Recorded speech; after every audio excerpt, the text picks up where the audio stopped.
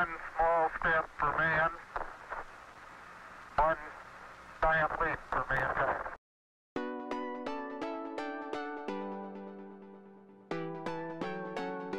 Les théories conspirationnistes sur le programme Apollo sont une série de récits populaires prenant le contre-pied des informations officielles. Selon ces théories, les vaisseaux du programme Apollo ne se seraient jamais posés sur la Lune.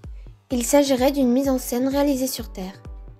Ces rumeurs, peu diffusées, ne concernant qu'une fraction des classes sociales les plus défavorisées à l'époque du débarquement sur la Lune, ont pris de l'ampleur dans les années 1970, lorsqu'un climat de défiance vis-à-vis des institutions s'est installé chez beaucoup d'Américains, dans le sillage du scandale du Watergate et de la guerre du Vietnam.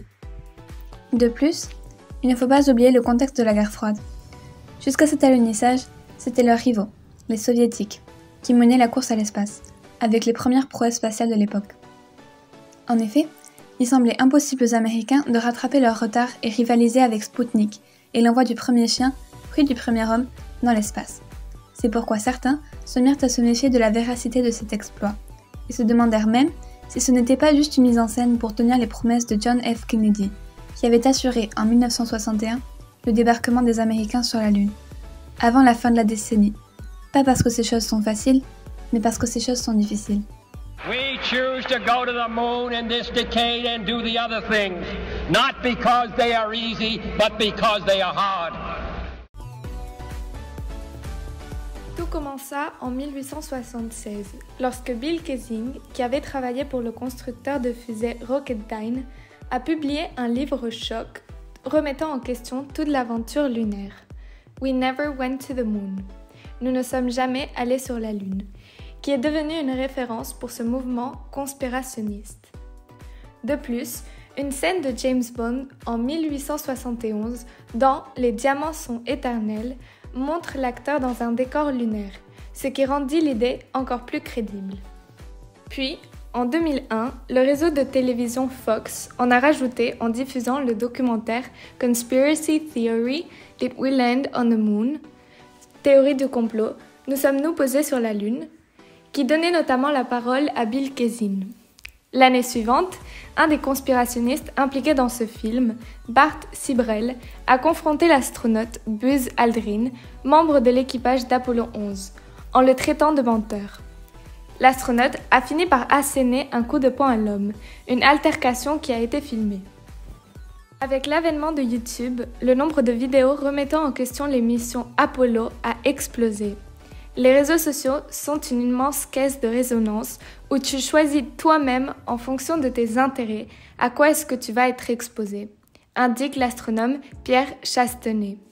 Mais en soi, peu de médias officiels ont explicitement encouragé la diffusion de cette théorie, à l'exception bien sûr de la chaîne Fox, qui s'est servie de ce complot pour gagner plus de spectateurs. Les médias officiels tendent à partager une image gouvernementale et officielle des événements, ce qui peut vite pousser les personnes à vouloir s'informer de leurs propres moyens, en tombant souvent sur des informations de provenance douteuse, ce qui, en plus de l'aide des réseaux sociaux, sur lesquels tout se partage extrêmement vite et facilement, contribue à la diffusion de théories du complot comme celle-ci. Comme toute théorie conspirationniste, celle sur le programme Apollo paraissait très crédible aux yeux de beaucoup. En effet, certains des arguments mis à l'avant par les conspirationnistes semblaient tout à fait fiables. Les arguments les plus célèbres sont le fait que le drapeau flotte au vent alors qu'il n'y a pas d'air. Quand les astronautes posent le drapeau des États-Unis sur la Lune, celui-ci flotte au vent, alors qu'il n'y a pas d'atmosphère sur la Lune. Ou encore le fait que les sauts des astronautes paraissent irréalistes. Toutes ces affirmations n'étaient pourtant pas vraies et ont été corrigées à plusieurs reprises. Voici les contre-arguments. Le drapeau ne flotte pas. Il donne l'air de flotter en raison de son aspect plissé. Ces bonds ne sont effectivement pas possibles sur Terre, mais ils le deviennent sur la Lune, à cause de la gravité, 6 fois plus faible que sur Terre. Nous constatons ainsi que cette théorie du complot, s'alimentant des doutes et du manque de confiance envers le gouvernement américain, inspirée par le livre de Bill Kaysing et le reportage à succès de Fox, nuisait gravement la NASA, en plus du gouvernement déjà endommagé des États-Unis, tout en renforçant l'idée que les Soviétiques auraient dû être les vrais gagnants de cette course à l'espace. Cette théorie a tout de même eu un impact important. Aujourd'hui encore, des millions de gens croit que l'alunissage américain n'a jamais vraiment eu lieu.